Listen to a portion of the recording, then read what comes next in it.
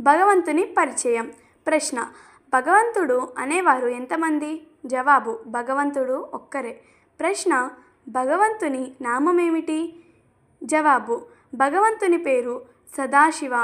సదా అనగా ఎల్లప్పుడూ, శివ అనగా అందరికీ శుభాన్ని కలుగజేసేవాడు. ఈ నామం కర్తవ్యనామం, ఏ మతానికి చెందినది కాదు. వివిధ మతాల వాళ్ళు వివిధ నామాలతో పిలుస్తారు. అవన్నీ అతని కర్తవ్యాలను సూచించేవి. ప్రశ్న: భగవంతుడు ఏ రూపంలో ఉంటారు? జవాబు: సూక్ష్మమైన బిందువు మరియు ప్రకాశ స్వరూపంలో ఉంటారు. స్థూల సూక్ష్మ శరీరాలు అనగా రక్త మాంసాలతో కూడిన శరీరం కానీ, సూక్ష్మదేవత శరీరం కానీ ఉండవు. ప్రశ్న: భగవంతుని శాశ్వత నివాసం ఏది?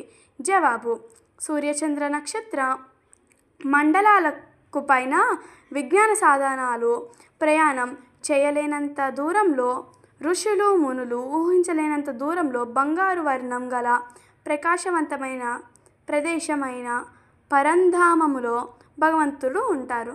చూశారుగా, భగవంతుని పరిచయం ఇది. అసలు ప్రశ్న: భగవంతుని కర్తవ్యం ఏమిటి?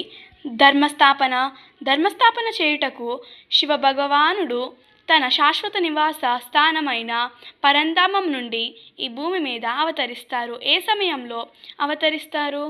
కలియుగం చివర్లో, అనగా అధర్మం అతిలోకి చేరినప్పుడు ఒక మానవ శరీరంలోకి ప్రవేశిస్తారు. ప్రవేశించి ఏం చేస్తారు? జ్ఞాన రాజయోగ విధానాలను అతని నోటి ద్వారా బోధిస్తారు. ప్రస్తుత సమయంలో ప్రజలు భయభ్రాంతులతో జీవితం గడుపుతున్నారు. ప్రకృతి ఆపదలు ఎక్కువ కానవస్తున్నాయి. కుటుంబ సంబంధాలతో స్వార్థం పెరిగిపోతుంది. మానవులలో కోరికలు అంతులేకుండా వికారి గుణాలను విజృంభిస్తున్నాయి. తద్వారా అనేక అరాచక పనులు చేస్తున్నారు.